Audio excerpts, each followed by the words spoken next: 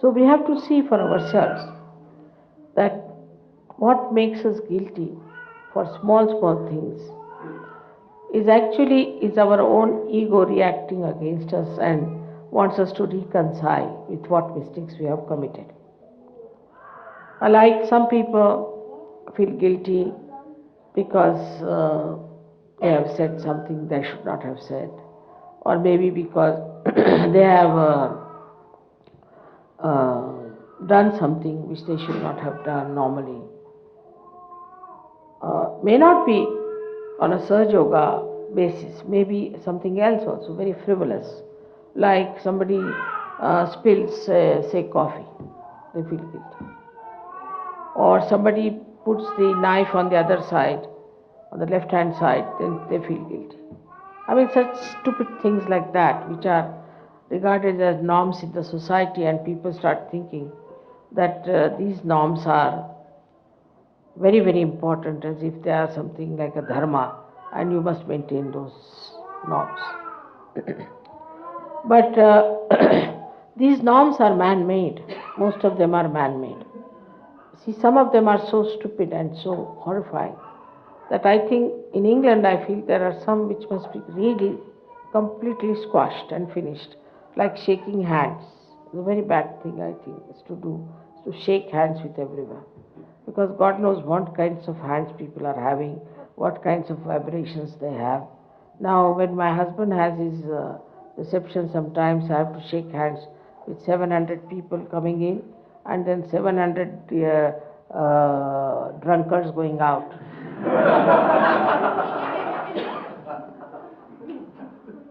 So, this shaking of hands, I think, is a very, very bad habit. It's all right for Surge Yogis to shake hands, but for others, to shake anybody's hand is better to do namaste, though it might be some a very simple Indian method.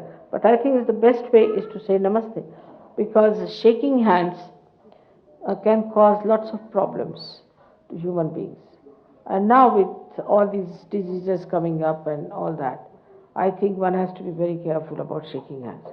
Worse than that is in France, I find, is like when you meet someone, you must kiss, you see.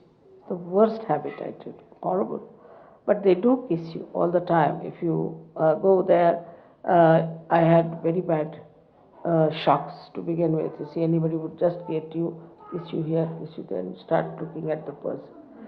Now with the fear of AIDS and all that, perhaps they might stop all that nonsense. But there is no need to do all that. This is not a very good way of wishing anyone. It doesn't show any respect in both the cases. When you shake hands also there is no respect, and even when you kiss somebody there is no respect. But if you say namaste means I bow to you, namaste. It's I bow to you. It's respect. And this is one thing we have to do, is to respect each other. But when we are not, then we feel guilty. And like that, you see, these all like thank you. If you have not said thank you to somebody, then we think we have done a big mistake.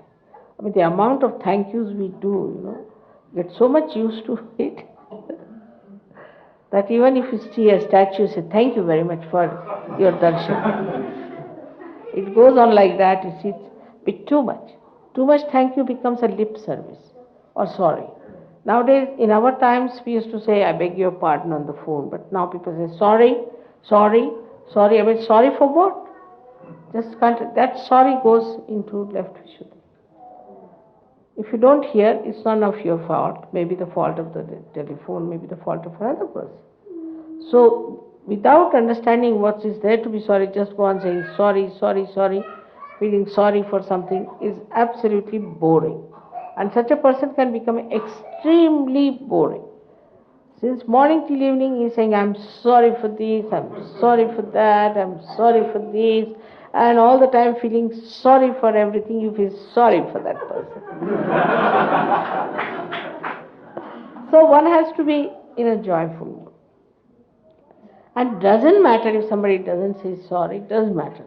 But some people can take a very big objection if you don't say thank you to them. It's a very funny thing is that I have experienced in England once.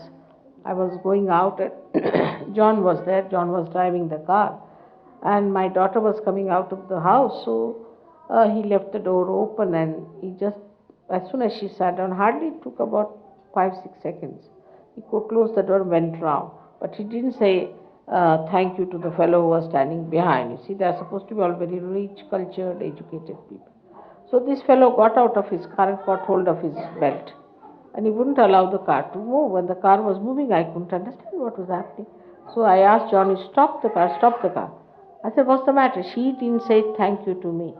This fellow would have been killed or something would have happened to him. Doesn't matter. He should say thank you. These are the funny norms that we have, so many of them, and sometimes we miss the point. Sometimes we miss the point because the whole thing becomes so mechanical. It is not mechanical. If you say thank you, it's a way of just even expression, your smile, your just a gesture can say that you are thankful to people for what they have done. But it is a norm which is created since long. They have dropped out so many things, like they have dropped out their tailcoats, everything. And I think too much thanking and too much feeling sorry should be dropped out. Either you go to the left or to the right. So the best thing now is, if somebody does something for you, all right, just a smile. Sometimes say thank you, all right. But not all the time teaching us, did you say thank you? Like one child told me, I don't want to go to their house. I said, why? Because I have to say thank you, thank you, thank you, thank you all the time. So children also somehow or other find it's very artificial. It becomes a lip service. And this lip service can go anywhere, and people start feeling very sorry for things like, I didn't send a Christmas card, so they feel sorry.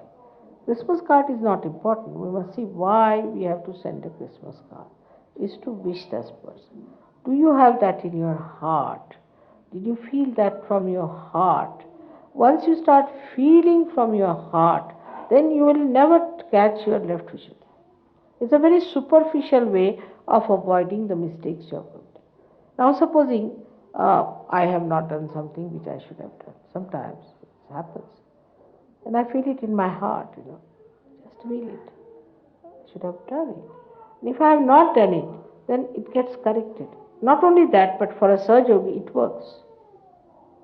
So to feel it in your heart, otherwise whatever is superficial, you shouldn't worry. You shouldn't worry, you are all yogis. You must know you are all saints now. So you don't have to worry about small things.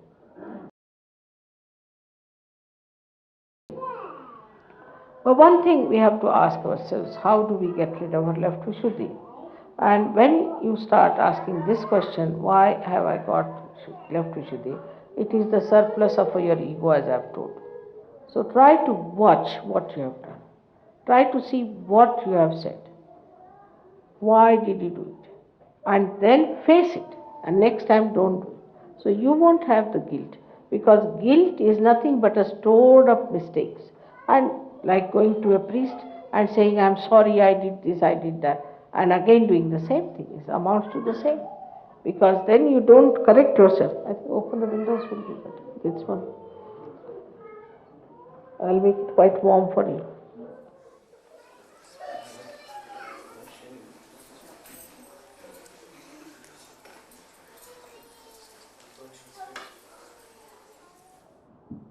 Thank you. I am also English, I must say thank you.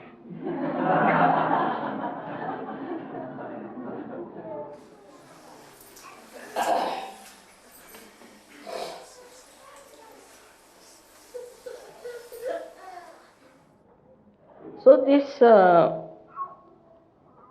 amounts to one thing, to understand what mistakes you have committed, what your ego wants to feel bad about it, and then do not store it up, face it up and never do it again. Just be determined, I will not do it again, that's all. You have to just say, I will not do it again, whatever it is. Face up to it and say that I will not do it again. That's the best way you can manage your left Vishuddhi. There is nothing like we are English, we are Indian, we are this. We are all universal beings. And once you accept this, suddenly you jump into the state of collective consciousness, into the state of Virat. Once Virat opens out, left Vishuddhi is finished. If you are a part and parcel of the Virat, how can you make mistakes? How can you be guilty? Because it is the Virat who takes over. He is the one. Supposing now in your hand something goes wrong, you don't blame your hand for it. What you blame is the body. The body has the problem, and the body has to look after. The body takes over. It comes, repairs, looks after, circulates. Whatever it is, pains or whatever it is, the suggestion comes from the whole body. It's not that the only finger starts feeling guilty. It's the whole body.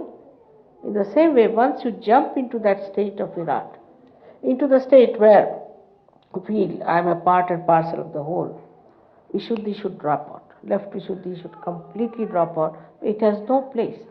It has no place. How can you alone feel guilty when you are part and parcel of the whole? What's the logic? You cannot feel guilty. If you are part and parcel of the whole, then the whole takes over. And this is where you can cut down your left Vishuddhi very well.